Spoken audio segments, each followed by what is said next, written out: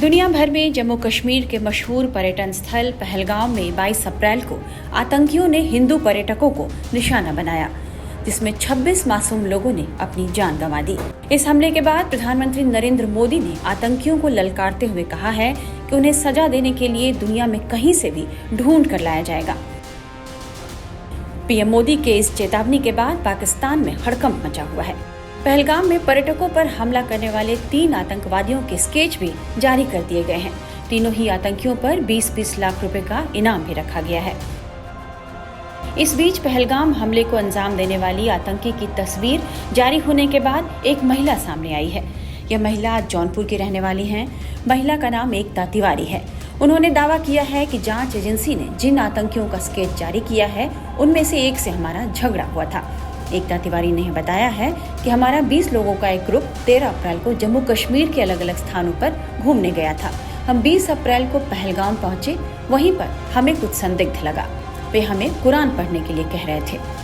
महिला ने क्या बताया है ये सुनिए। जो मेरे साथ चल रहा था, जो इंसान वो मेरे से बोलता है कि आप कहाँ से आए हो, आपका नाम क्या है। मैंने कहा मेरा नाम एकता है। बोला एकता, मैंने क्या आगे लगाती हो। मैंने कहा मैं एकता ही लगाती हूँ, एकता ही नाम है मेरा। बोले कहाँ से आए हो। मैंने कहा मैं राजस्थान जयपुर से हूँ, लेकिन बाबा की नगरी से आई हूँ, काशी से। फिर वो बोले कि आप जो राजस्थान जयपुर के पास में तो अजमेर है, आप कभी गई हो। मैंने कहा नहीं, मैं नहीं गई हूँ। तुम्हारे साथ कितने लोग आए। मैंने कहा हम लोग 20 लोगों का ग्रुप आया। ये चीज़ मेरे को यहाँ तक नॉर्मल लगा। बोले आपके पति और आपके बच्चे। तो फिर मैंने कहा मेरे पति और बच्चे नहीं है, मेरे बच्चे नहीं है और पति भी आए नहीं है, वो फॉरेन रहते हैं, मेरी अभी शादी हुई है। तो बोले जो साथ में आए वो लोग कौन कौन से हैं। मैंने बोला पीछे चल रहे हैं, कुछ आगे चल रहे हैं। मैंने ऐसे उनको बताया नहीं कौन साथ में। फिर बोले कि अच्छा वो किस धर्म से है। मैंने बोला वो मुस्लिम धर्म से है, ज़्यादातर जो साथ आए वो मुस्लिम धर्म से साथ आए। सारे हिंदू ही थे हम लोग। मुझे सही नहीं लगा था बताना। आपको शक लग गया? मुझे शक हो गया था। मुझे शक ऐसे हो गया था कि वो बार बार है ना अपनी कुछ बड़बड़ा रहा था। फिर है ना वो न बोलता है कि आप है ना कुरान पढ़ो, कुरान पढ़ा करिए। मैंने बोला कि मैं आपके दोस्त सब हुए तो आप भी कुरान पढ़िए। मैंने कहा मैं कुरान कभी नहीं पढ़ी हूँ, मेरे को उर्दू नहीं आती और मुझे नहीं पता था वो हिंदी में भी है। तो बोला कि आप हिंदी में पढ़ो, मैं ना उसका टीचर रहा हूँ और मैं कुरान पढ़ाता हूँ, मैं उसका टीचर रहा हूँ। तो मैंने ऐसे उससे पूछने वाली थी कि आप टीचर हो तो आप यहाँ पे क्या कर रहे हो। फिर मैंने नहीं पूछा उससे। मैंने बोला ओके। मुझे वहाँ से डाउट होना चालू हुआ। इतने में उसका कोई फ़ोन आ गया था। वो फ़ोन अपने पैर में रखा हुआ था, इतना बड़ा फ़ोन था। फ़ोन से बात करता है कि ग्रुप आया 20 लोगों का और वो प्लान एक काम नहीं कर पाया, ब्रेक फेल नहीं हो पाया है अभी। तो पता नहीं किस चीज़ का ब्रेक फेल का वो बात कर रहा था। फिर वो बोलता है कि वो मैं 35 बंदूकें भेज दिया हूँ घाटी, आप घाटी से ले लो। कोई घाटी वो वहाँ पे बोल रहा था। किससे ले? एक किसी से बोल रहा था फ़ोन पे। और लड़का मैं भेजा हूँ अपना, वहाँ पे 35 बंदूक है, बॉक्सर भेजा हूँ, वो ले लो तुम। तो मेरा वहाँ से डाउट जो है ज़्यादा बढ़ा मेरा। मैंने कहा मेरे को वापस जाना है, मुझे ऊपर नहीं जाना। अब वो खच्चर वाले पैसे के लिए हमको वापस लेके नहीं आ रहे थे। मैंने बोला मेरे बच्चे रो रहे हैं, मुझे वापस जाना है, वापस जाना है। अब इतने में जो स्क्रैच जारी हुआ है वो हमें कल पता लगा, लेकिन जो स्क्रैच में बीच में लड़का है, लड़के टाइप का है, 19-20 एज का, वो मेरे भाई की रुद्राक्ष की माला को लेके बातें कर रहा था। वो उसको लेके जा रहा था। क्या नाम भाई का? आयुष्मान तिवारी। उनके साथ ये वाला इससे ये रुद्राक्ष को हाँ रुकिए, हम आपसे भी पूछेंगे। क्या बता रही है? जो ये लड़का है इससे हमारी बहस हुई थी और यही रुद्राक्ष को लेके हमें साइड ले जाके बात करने वाला था। जो बात करनी सामने करता है, रुद्राक्ष कोने में क्या बात करेगा ये। और ये वाले इसको भी हम पहचान रहे हैं। और हमारे पास ये हम लोगों को लगा था कि 20 को हमला होने वाला था। अब हम आपको कुछ उन चश्मदीदों से मिलवाते हैं जो घटना के बाद मुंबई लौटे हैं। ये पर्यटक बेहद दहशत में हैं और उन्होंने उस खौफनाक पल को किस तरह बताया है, ये सुनिए। एक्चुअली अभी जब एयरपोर्ट पे पहुंचे तब चैन की सांसें ली है। वहाँ पे हिंदुओं को पूछ के मार रहे थे वो।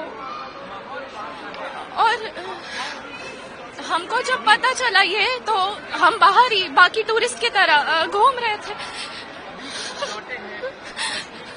पूछ के मार दिया उन्होंने। इंडियन आर्मी पे कितना करते हो? बहुत ज्यादा।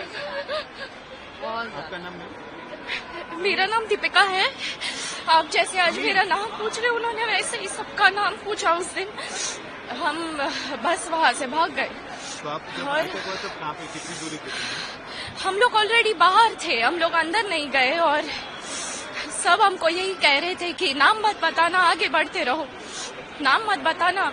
मैंने बाद में देखा वहाँ पे एक फैमिली थी, मुस्लिम फैमिली, वो मैगी खा रही थी और सब एक साथ ही खड़े थे और जो भी वहाँ पे थे वो पुलिस या आर्मी के गेटअप में थे, तो उन्होंने ऐसे ही नाम बताया, लेकिन वो अलग नहीं हुए। उन्होंने बोला हिंदू और मुस्लिम अलग हो जाए, वो अलग नहीं हुए, सबको मार दिया उन्होंने, फिर सबको मार दिया।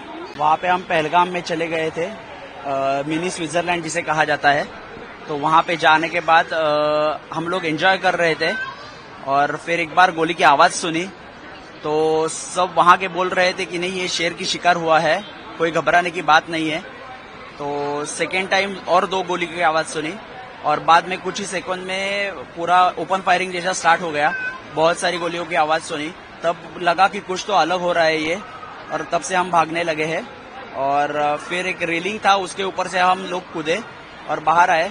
हॉर्स राइडर था हमारा जो हमें थोड़ी देर बाद मिला, वो हमें ढूंढ रहा था वहाँ पे और उसने हमें नीचे लाया। इस वजह से हम बच गए, लेकिन हमारे ग्रुप में से 3 लोग थे वो नहीं बच पाए। मतलब 2 लोग थे, जो एक में माता थी वो नीचे आके आ गई, लेकिन उसको लगा नहीं था, उसको भी हॉर्स राइडर्स ने ही मदद किया था उसके। और दूसरे उनके जो पति थे उनको चोट आई थी वो, लेकिन अभी सेफ है, वो आर्मी हॉस्पिटल में है श्रीनगर में ही। और जो एक देसले साहब करके है उनकी मौत हो गई।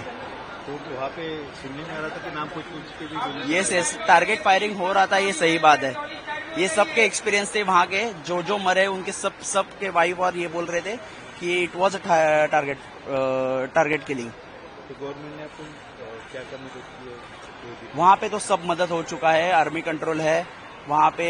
मतलब हमें एक क्लब हाउस में रुकवाया था, वो क्लब हाउस में भी बहुत मतलब खाने की सुविधा थी, सबको कपड़े दिए जा रहे थे, सब सुविधा उनके तरफ से अरेंज किया हुआ था।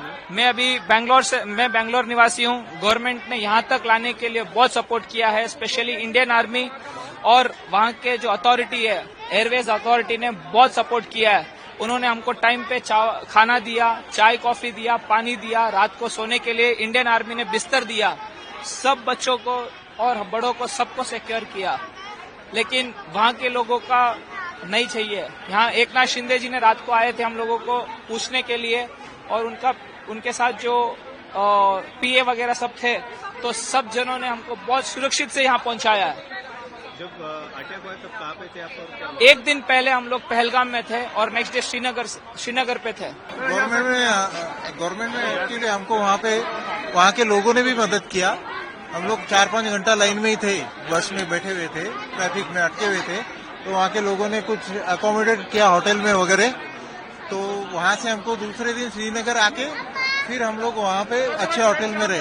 उसके पहले हम यहाँ वो जहाँ पे वो डेस्टिनेशन पे जो हुआ था उससे 8-9 किलोमीटर पहले रुके हुए थे। तो इसलिए वहाँ से डिफेंस वाले वहाँ से काफी जा रहे थे, तो उन्होंने रोक के रखा था। 5-6 घंटा हम लाइन में रुके हुए थे। तो लेकिन उन्होंने हमें, वहाँ के लोकल लोगों ने और बाद में सर ने आके मदद किया। डिप्टी चीफ मिनिस्टर साहब के पीए आए थे, उन्होंने फिर बाद में अरेंज किया। गवर्नमेंट ने बहुत सपोर्ट किया। शिंदे जी साहिब आ गए थे, आज भी आए थे और हम बहुत उनको थैंक यू बोलने का है। हाँ, सब दिया, सब पूरा हमारा लोग ने भी हमको बहुत मदद किया। पूरा बहुत डर गए थे, बहुत डर गए थे हम लोग। थैंक यू गवर्नमेंट को, थैंक यू फिर से एक थैंक यू गवर्नमेंट को। हम 19 को कश्मीर गए थे और बाकी सब ट्रैवल किया हमने, और उसके बाद हमारा जो प्लान था वो एक दिन बाद वो पहलगाम वाला प्लान था। तो जिस दिन ये हुआ उस दिन हम लोग गुलमर्ग में थे। तो जैसे ही फोन पे किसी ने फोन किया, 2-3 दोस्त के फोन आए, तो मुझे लगा इतना कुछ नहीं रहेगा। तो जब हम लोग रूम पे पहुंचे श्रीनगर में, तब वो जब देखा तो इट वाज वेरी हॉरिबल और बहुत डर लगा। घर वालों के फोन आने चालू हो गए, जो भी है देखो, पैनिक थी सिचुएशन। मैं तो फैमिली के साथ गया था, हम लोग 4 लोग गए थे और 6 से 7 दिनों के लिए गए थे। तो 4 दिन हमने किए और बाद में तो नहीं, फिर बहुत प्रेशर वाला सिचुएशन था। गुलमर्ग में थे। एक्चुअली हम लोग जब अटैक हुआ तब गुलमर्ग में थे, तो गुलमर्ग में तो पता ही नहीं चला। श्रीनगर में जब आए तो all of a sudden traffic कम हो गया था, बाकी सारी चीजें थी। एज सच श्रीनगर में कुछ टेंशन वाली बात नहीं थी। सरकार ने मुआवजा करा है, फ्लाइट और अभी बस भी यहाँ अरेंजमेंट ये बहुत ही ज्यादा ये अप्रिशिएबल एफर्ट है and I am really thankful to the entire Maharashtra government and all the authorities. Thank you very much. हम लोग दाल लेक पे ही थे वो टाइम पे और वहाँ पे तो अच्छा था, दुकानें सब बंद थी, लेकिन बाकी ऐसा हम लोग को कुछ इशू नहीं हुआ। वहाँ पे गवर्नमेंट ने क्या मदद किया? गवर्नमेंट ने हमारे लिए वहाँ पर तो कुछ नहीं किया, लेकिन यहाँ पे शिंदे साहब ने हमारे लिए स्पेशल फ्लाइट बुक किया था। एयरपोर्ट पे खाना भी रखा था उन्होंने, खाने के लिए जिनको भी खाना था वो लोग खा रहे थे। और शिंदे साहब, बारने साहब, दळवी साहब, दरेकर साहब, उन्होंने सबने हम लोग से कांटेक्ट रखा और उन्होंने हम लोग को एयरपोर्ट तक लाया और हम लोग फिर प्लेन से यहाँ पे अच्छे से पहुंचे, सेफली पहुंचे। So thank you so much for them everyone. हम लोग पूरी फैमिली वहाँ पे थे। जब अटैक हुआ तब कहाँ पे थे? हम लोग श्रीनगर में थे, दल लेक के यहाँ पे।